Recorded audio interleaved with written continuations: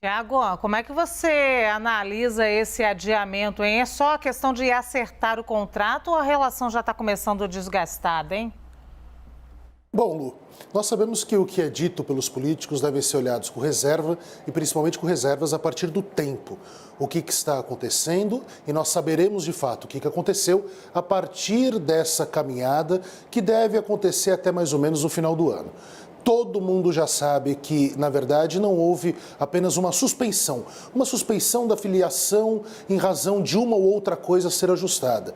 Na verdade, Valdemar Costa Neto, o boy do mensalão, parece que ontem bateu firme no presidente Jair Bolsonaro e afirmou que ele pode ser o presidente da República, mas quem manda no PL é ele. E fez-se revelar pela imprensa profissional, não por blogueiros, isso e aquilo, que a coisa aumentou o tom e ficou até perigosa para essa relação pré-matrimonial. O que teria acontecido? O Valdemar Costa Neto teria dito para o presidente e os seus filhos irem tomar em algum lugar, naquela expressão chula, que não deveria ser típica dos políticos, muito menos de um presidente de partido que está para receber aquele que ocupa o gabinete da presidência da República nesse momento. Então tem uma coisa que os políticos dizem e o que de fato aconteceu. Sobre o que de fato aconteceu, as pessoas precisam entender uma coisa. Jair Bolsonaro irá para a reeleição. Quando ele afirma que está pensando ainda se irá disputar o segundo mandato, ele não está, obviamente, falando a verdade. Ele está buscando costuras partidárias para as bases. E as pessoas precisam entender esse jogo. Por quê? E por que mesmo isso é importante, Lu e telespectadores?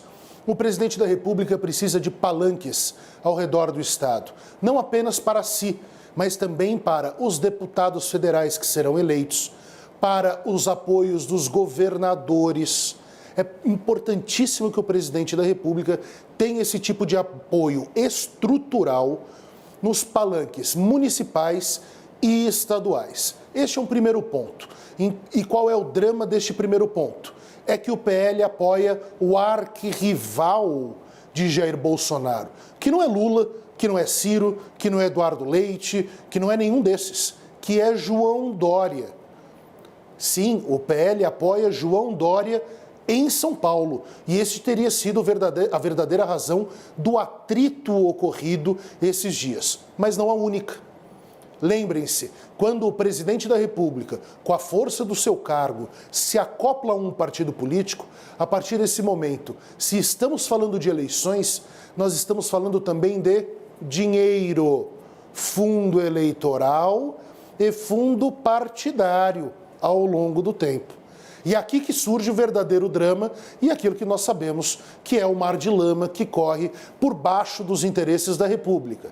O que Jair Bolsonaro quer? Qual o tamanho da fatia do PL que Jair Bolsonaro quer? Para si, para os filhos e para os seus mais próximos apoiadores. Será que é por isso que Valdemar Costa Neto, que criaria um partido de grande potência na República, se recebesse o presidente Jair Bolsonaro no seu partido, será que não é esse o motivo pelo qual o atrito foi iniciado? Porque não se basta um atrito simples. Nós tivemos um atrito grave com troca de ofensas, com o presidente e seus filhos sendo mandado para aquele devido lugar por aquele que já esteve envolvido em grandes escândalos da República e continua sendo um dos maiores influenciadores da política das sombras no Brasil, nomeando desembargadores, nomeando ministros, criando um controle político ao redor do seu nome e dessa coisa de receber o presidente Jair Bolsonaro, que não é querido por nenhum partido de esquerda, obviamente, por nenhum partido de centro, obviamente, e os de direita também não estão muito satisfeitos e querendo tanto ele assim. Nem PL, nem PP o querem de forma tão clara, de forma de braços tão abertos como ele quer fazer parecer. Então é um jogo fundamentalmente de dinheiros do fundo partidário e do fundo eleitoral. E o mais, aquela típica vingança de quinta série do presidente Jair Bolsonaro contra João Dória, governador do estado de São Paulo, que nesse momento passa por grandes dificuldades para se tornar o grande elegível do PSDB, do tucanato paulista, graças à força desse jovem Eduardo Leite, governador do estado do Rio Grande do Sul, que, por uma série de questões, ganhou nome nacionalmente, conta com o apoio do grande senador Tasso Gereissati, do Ceará, e que colocou verdadeiramente um piano no meio da sala nesse jogo do tucanato. Vamos ao nosso próximo tema, Tiago. O ministro do Supremo Tribunal Federal, o ministro Gilmar Mendes, em entrevista à analista de política da CNN, a Thaís Arbex, comentou a afiliação do ex-ministro da Justiça e Segurança Pública, o ex-juiz Sérgio Moro, ao Podemos. Ele disse que a política agora será feita no campo certo. Gilmar Mendes está em Portugal, onde participa do Fórum Jurídico de Lisboa, organizado pelo Instituto Brasileiro de Ensino, Desenvolvimento e Pesquisa, o IDP. Vamos ouvir um trecho dessa entrevista, lembrando que ambos foram testados contra a Covid-19 e, por isso, estão sem máscara de proteção. A política e os políticos devem comemorar a sinceridade, porque se faziam política antes, exercendo o cargo de procurador e de juiz, agora o farão no campo certo, né? No campo da política, filiando-se a um partido político. Certamente terão que prestar contas do que fizeram no passado, mas essa é uma outra questão, não é? Acho importante, acho que de fato é a demonstração de que talvez já fizessem política antes, não é? Com uma outra camisa, não é? E agora estarão no campo certo fazendo política a partir da vestimenta de um partido, né, com a camiseta de um partido e, portanto, jogando no campo adequado. Tiago, essa fala do ministro Gilmar Mendes é demonstração de que talvez já fizessem política antes, se referindo aí, é claro, ao juiz Sérgio Moro na Lava Jato, onde ele esteve à frente por 4 anos. Como é que você analisa essa fala dele? Luciana, minha querida, são tantos temas novamente dentro de um só. Então eu vou começar, como a boa retórica indica, vamos começar pelo começo. Eu me sinto um pouco incomodado, na verdade eu me sinto bastante incomodado, quando o ministro do Supremo Tribunal Federal lança observações de cunho político, fora daquilo que é da competência do Poder Judiciário. Isso em nada tira o brilhantismo da entrevista da nossa querida Thaís Arbex com ele em Lisboa, onde está havendo um grande congresso de direito/política patrocinado pelo IDP. Tudo bem. Dito isso, mas isso é muito importante ficar às claras. Dito isso, que há um incômodo de minha parte, de que Gilmar Mendes fale sobre política para além das questões políticas que possam ser levadas ao Supremo Tribunal Federal, onde ele é juiz há muitos anos, desde que nomeado e sabatinado no Senado ao período do presidente Fernando Henrique Cardoso. É muito importante nós deixarmos clara essa premissa, por quê? Porque ele foi falar em público que um juiz de primeiro grau se utilizou do seu cargo para fazer política com base em interesses pessoais. Gilmar Mendes é um juiz pitoresco nessas questões. Por quê? Porque muitas vezes ele já foi flagrado recebendo pedidos de políticos para que apoiasse questões do legislativo. Não questões internas, coisas das sombras, aquele joguinho político, mas projetos de lei. Eu, de fato, não sei bem qual é o limite, e não sei bem não porque desconheço a legislação, mas porque ela não trata do assunto, até onde que deve ir o poder da figura de um ministro do Supremo apoiando ou não um ato legiferante de uma das casas do Congresso. Mas é óbvio que ele existe, sempre existiu em todos os lugares do mundo, até porque também temos uma questão de binômio. O magistrado, muitas vezes, é um professor que se manifesta de forma científica sobre algo que concorda ou não concorda. E quando se manifesta, os políticos ficam sabendo e é natural da política que haja esse bate-papo, essa conversação. Isso me agrada? Definitivamente não.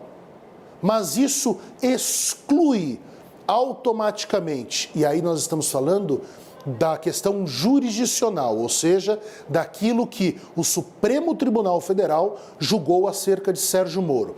Isso exclui a crítica de Gilmar Mendes? É claro que não. Sabe por quê, Lu? É mais ou menos o seguinte, é como se eu e você estivéssemos num processo, e aqui eu estou falando sobre a Operação Lava Jato, e apenas sobre isso, sem paixões políticas. Como se eu e você estivéssemos num processo e você perdesse o processo. Alguns anos depois, você descobrisse que, por causa de um assalto que ocorreu na casa de um ladrão, na casa do juiz que julgou o caso, um ladrão rouba o laptop desse juiz e nesse laptop está o WhatsApp e a minha conversa com o juiz que prejudicou você. Mas conversas nossas indicando que trocávamos figurinha sem você ou seu advogado saber sobre o caso. E o pior, você perdeu o caso e depois eu contratei o juiz depois que ele se aposentou para ser o diretor jurídico da minha empresa. Esse é o grande problema da atuação de Sérgio Moro, que jogou na lata de lixo milhões e milhões de reais, mas isso não é o mais importante. Jogou na lata do lixo a esperança de termos, enfim, uma figura que encarnasse a justiça e não um injusto.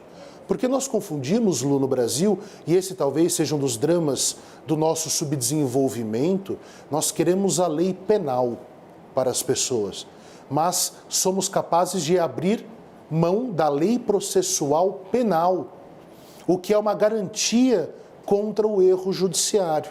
Nós sabemos, Lu, e você sabe muito melhor que eu, principalmente porque uma das mais importantes ativistas do país. Quem prendemos na nossa República? Nós prendemos pessoas pobres, pessoas negras, em 95% dos casos. Este é um drama real. O processo penal deve ser respeitado, a opinião pública deve diminuir a temperatura e aguardar que a justiça faça o seu trabalho sem pressão. E a velocidade da Lava Jato, nós sabemos hoje, ela foi acelerada para que todas as pessoas que interessavam politicamente alguém estivessem processadas, condenadas ou presas. Então é isso que precisamos aprender da Operação Lava Jato. Agora, a observação de Gilmar Mendes é correta. Sérgio Moro fazia política? Precisa maior prova do que isso? Ele abriu mão de uma aposentadoria de dezenas de milhares de reais por dia. Se torna ministro da Justiça do maior beneficiado das condenações dele. E agora ele mesmo sai para presidente da República. Ora bolas, ele não tinha intenção política? Esse foi um comichão que ele teve nos últimos meses? Ora, né, senhores? Tiago Anastácio, acabou o nosso tempo, já até passou um pouquinho. Muito obrigada. Obrigado você, Lu. Um prazer reencontrá-la, querida. Prazer em falar com você.